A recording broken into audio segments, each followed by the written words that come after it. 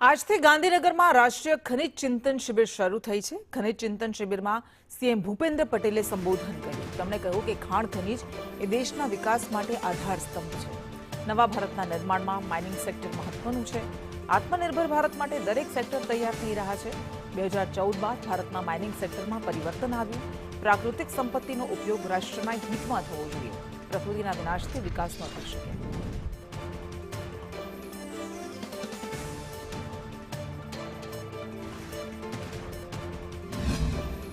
गुजरात को पिछले 2.5 दशक से प्रधानमंत्री श्री नरेंद्र भाई मोदी की विजनरी लीडरशिप का लाभ मिल रहा है।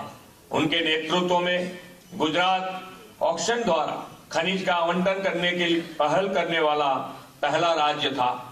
गुजरात लिग्नाइट, लाइमस्टोन, बॉक्साइट जैसे मुख्य खनिजों के लिए एक महत्वपूर्ण क्षेत्र है। अपनी खनिज संपदा द्वारा वोकल फॉर लोकल और आत्मनिर्भर भारत से विकसित भारत 2047 आत्मनिर्भर भारत के प्रधानमंत्री के संकल्प को पूरा करने में महत्वपूर्ण योगदान देने हम प्रतिबद्ध हैं।